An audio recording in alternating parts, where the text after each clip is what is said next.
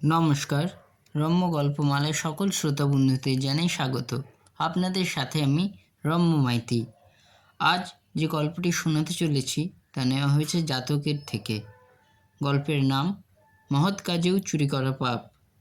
গল্পের সূত্রধর উজ্জ্বল কুমার দাস, অঙ্কনে ওঙ্কারনাথ ভট্টাচার্য, গল্প পাঠে আমি রম্য মাইতি। আজকের গল্প মহৎ কাজেও চুরি করা পাপ। অনেক দিন আগেকার কথা। বোধিসত্ত্ব একবার ব্রাহ্মণ কুলে জন্মগ্রহণ করেছিলেন। ছেলেবেলায় তিনি একজন গুরুদেবের কাছে বিদ্যা চর্চা শুরু করলেন। গুরুদেব বোধিসত্ত্বের জ্ঞান এবং উপস্থিত বুদ্ধি দেখে প্রায় মুগ্ধ হয়ে যেতেন। গুরুদেবের আশ্রমে প্রায় 500 ছাত্রছাত্রী ছিল।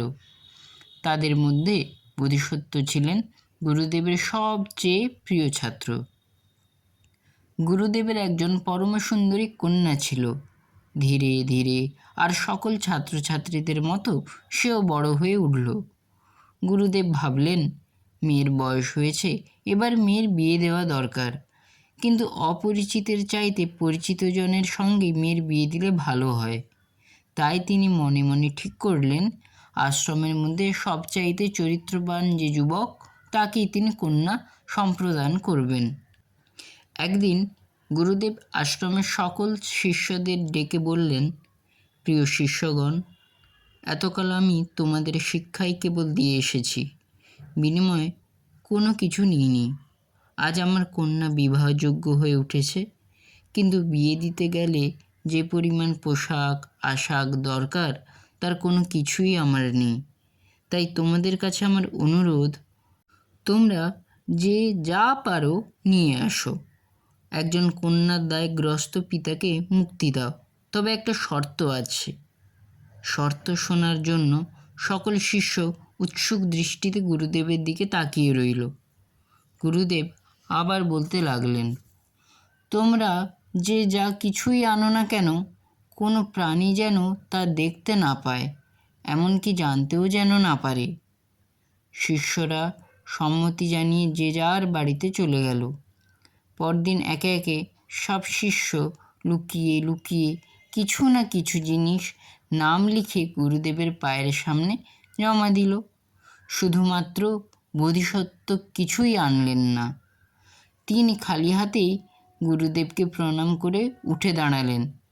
গুরুদেব অবাক হয়ে বোধিসত্ত্বকে জিজ্ঞেস করলেন, প্রিয় শিষ্য, সবাই কিছু না কিছু জিনিস এনেছে, কিন্তু তোমার হাত খালি, তুমি তো কিছু নিয়ে এলে না? বোধিসত্ত্ব মাথা নিচু করে হাত জোড় করে বললেন, আমাকে ক্ষমা করুন গুরুদেব। কেন? আমি আনতে পারলাম না, বিবেক আমাকে বাধা দিল। গুরুদেব বোধিসত্ত্বকে সব কিছু খুলে বলতে বললেন।